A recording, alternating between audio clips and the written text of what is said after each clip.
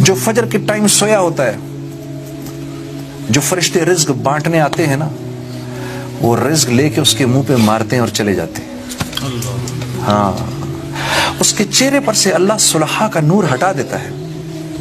صلحاء کا نور ہٹ جاتا ہے اس کے چہرے سے، جو جان بوجھ کے فجر کی نماز کو قضا کرتا ہے. میرے دوستو، اللہ کے نبی نے جتنی برکت مانگی ہے فجر کی نماز کے ٹائم پر مانگی اس امت کے لیے. حضرت علی کرم اللہ وجہ فرماتے ہیں جیسے ہی موت آئے گی آنکھ کھل جائے گی، جیسی موت آئے گی آنکھ کھل جائے گی اور دنیا کی زندگی ایک خواب لگے گی کہ میں ایک خواب دیکھ رہا تھا دنیا کی زندگی میں. تو میرے عزیز دوستو، ہم اس دنیا میں we have come in this world to make a beautiful آخرت. ہم اس دنیا میں ایک شاندار موت بنانے آئے ہیں. ہم اس دنیا میں کیا بنانے آئے ہیں؟ ایک شاندار موت. اللہم لا عیش الا عیش الآخرہ.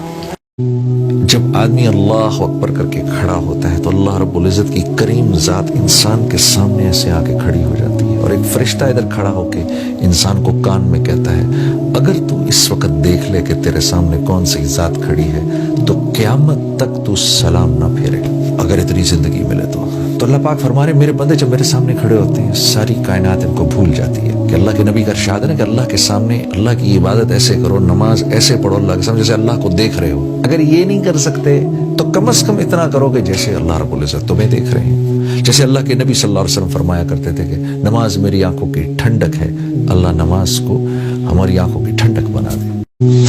کوئی نامحرم سامنے آئے اسی وقت آپ نے نظریں جھکا لی، اللہ کے نبی صلی اللہ علیہ وسلم کے ارشاد کے مطابق اسی لمحے تیرے پچھلے سارے گناہ معاف ہو جائیں گے.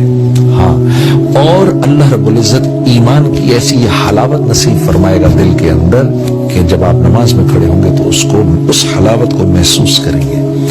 دل کو 4 راستے جاتے ہیں، نظر سے، کان سے، زبان سے اور دماغ سے. یہ 4 پائپ لائنیں دل کے اندر جا رہی ہیں. ان میں سے کسی ایک پائپ لائن کے اندر گندا پانی گیا تو سارے دل کے اندر گند اور بدبو اور تعفن پھیل جائے گا. پھر یہ جب نماز میں دل ہی نہیں لگے گا، قرآن دیکھنے کو تو دل ہی نہیں لگے گا، اللہ کی بات سننے کو تو دل ہی نہیں لگے گا، سچ بولنے کو دل ہی نہیں کرے گا.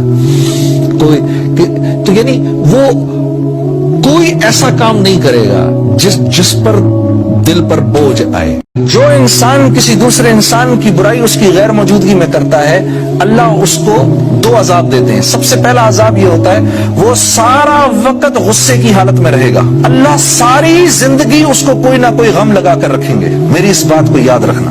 اور ایک معاملہ اس کے ساتھ ہوگا، وہ کیا کہ جیسے ہی جس کی برائی کرے گا نا کوئی انسان، جیسے یہ انسان اس کے سامنے آئے گا اللہ کا ایک آسمانی نظام چلتا ہے. اللہ اپنے اس بندے کو کہے گا یہ تیرا خیر خواہ نہیں ہے.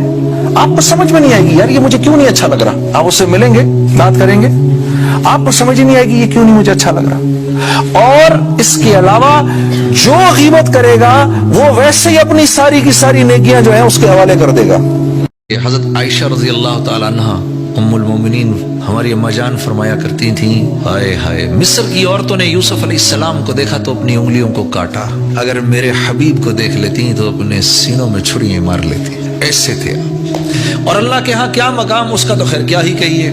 آپ صلی اللہ علیہ وسلم نے معراج میں اللہ رب العزت سے پوچھا یا اللہ آپ نے ابراہیم کو اپنا خلیل بنایا اور آپ نے موسیٰ کو اپنا کلیم بنایا اور آپ نے داؤد کے ہاتھ میں لوہے کو نرم فرمایا اور آپ نے عیسیٰ کو روح اللہ بنایا، یا اللہ آپ نے مجھے کیا عطا فرمایا. تو اللہ رب العزت نے جواب دیا اے میرے حبیب جو آپ کو دیا وہ تو کسی کو نہیں دیا.